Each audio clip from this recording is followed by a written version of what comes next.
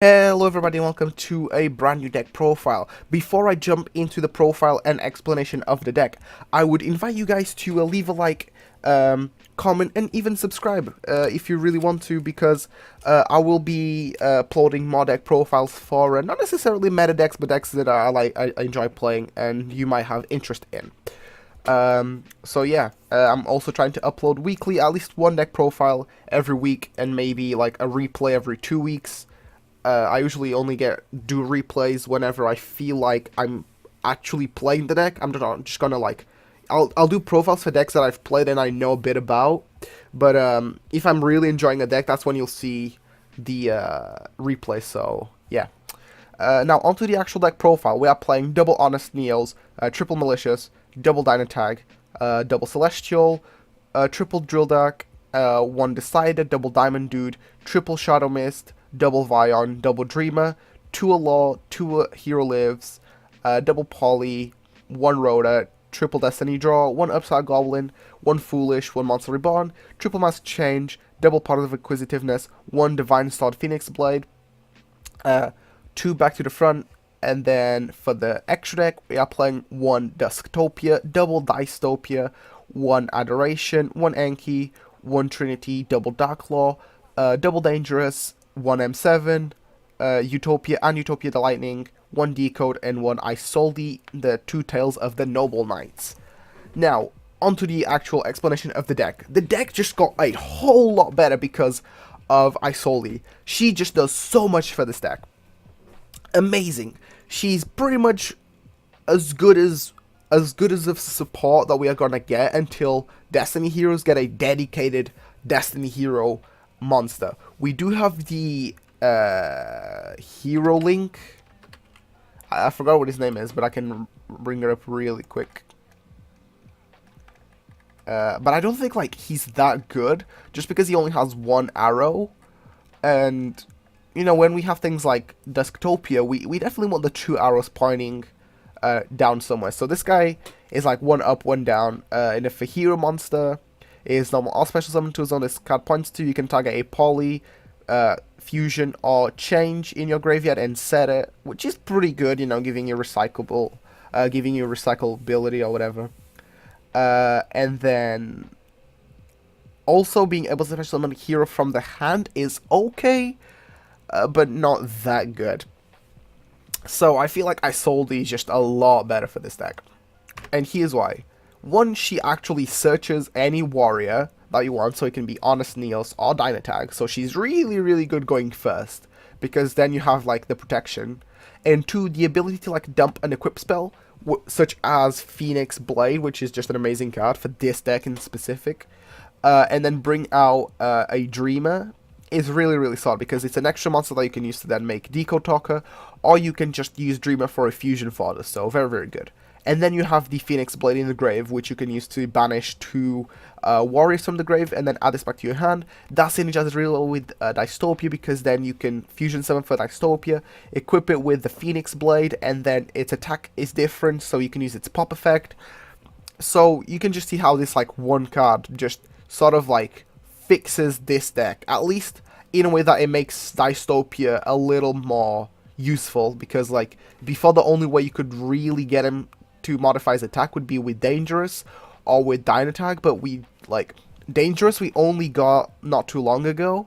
So yeah, this deck just had like a bit of a rough time getting all of its support in like spread out pieces. Now other notable things. I'm only playing 2 Hero Lives because you want to see this card sometimes, but not all the times. And that's kind of true. Shout out to Fafa. So, essentially this card, it's really good to bring out things like Shadow Mist, which will then give you a Mask Change. But paying half of your life points in this deck isn't as good as you think it is, because yes, life points are a resource, but this isn't a Hero Darklaw Turbo stun deck that, like, you know, most other people play, like, or whatever Mask Hero deck people are playing. This is more of like a graveyard hero deck, like with your Destiny Heroes, because you just have like so many good graveyard effects, especially Celestial and Dreamer and Dynatag and Malicious. So like half of your monster lineup has like solid effects in the grave. And then you also have Vion. Oh, and Shadow Mist and Vion also have really good grave effects. So yeah, just I want to just quickly go over a few things. One, Dusktopia is a lot easier to make now because you have Isolde and she gives you 2 link pointers. So like if you make Dystopia, you can always use its second effect to like bring out a dangerous or a Dystopia. Usually you want to go for Dystopia because it's just a little bit better and more useful. So it's actually easy to go for this play, whereas before without any like dedicated links, it was pretty hard. Then other notable things is that this deck does have a lot of consistency. We have the triple Destiny draw, the Rhoda, the Upstart, and the Allure to draw cards. So a good portion of our spell lineup is really, really good.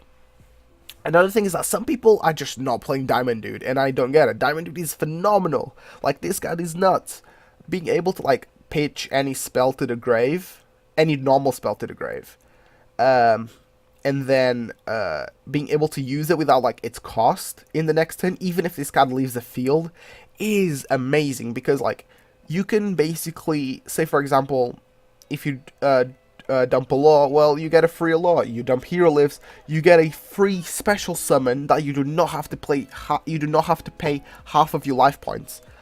Free Destiny draw, polymerization if you really want to, you know, for free. Well, not free because it's in the grave, but and it becomes a slower poly. But still, Monster Reborn in the grave, Foolish Burial in the grave, Upstart Goblin in the grave, Pot of Acquisitiveness in the grave. It's just amazing. Oh wait, not Pot of Acquisitiveness because it's a quick play. But yeah. Then I'm playing the double back to the front because being able to like bring back cards like Isolde, Decode, a majority of your fusions is still pretty good. This deck is still like a beatdown deck, but yeah. I'm not playing any hand traps because we have like quote-unquote archetypal hand traps in the form of Honest Deals and Dynatag.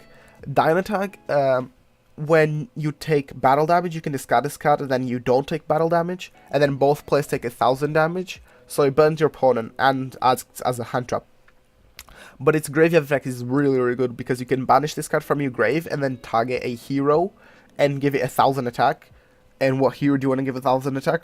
Well, pretty much, well, it has to be a Destiny hero, but most of the time, giving this to Dystopia is really good, because then Dystopia can use its pop effect.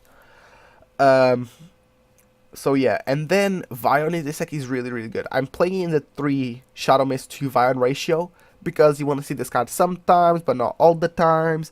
Okay, so this card on normal or special summon, you can send a hero to the grave. Which one you're going to send? Most likely Shadow Mist, because Shadow Mist will then give you a search for any hero. And then you can banish the Shadow Mist and add a poly. So, if you have Vision Hero Vion, any monster that you got off Shadow Mist, and the poly, you can make Dangerous. So that's pretty good. Or you can make things like Adoration. Or you can even go for like Dusktopia, if you already have like a fusion on the field. So, pretty good. This guy is like really good in the mid game. And then the other card that I want to really talk about is Drill Dark. Drill Dark in this deck, in this build, is amazing. Because it basically acts as a red resonator that we can just bring out.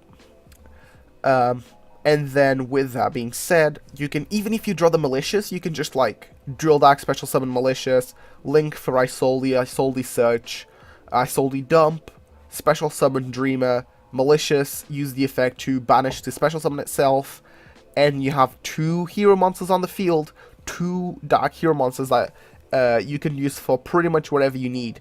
You can use it for Dangerous, you can use them for Adoration, you only need 1 more card and you can make Trinity, you can make Dystopia, you can make Dusktopia.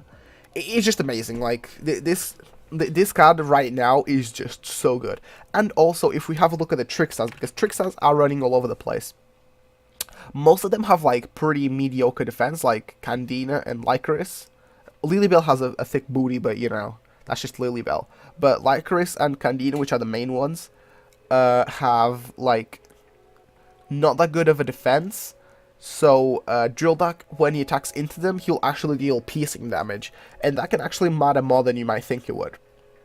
So yeah, I definitely play triple Drilldak right now. And finally, Celestial. Oh my god, Celestial is so good. If you do not control any, if you don't have any cards in your hand, so basically, even if you draw a spell, just set it, and then you can use Celestial.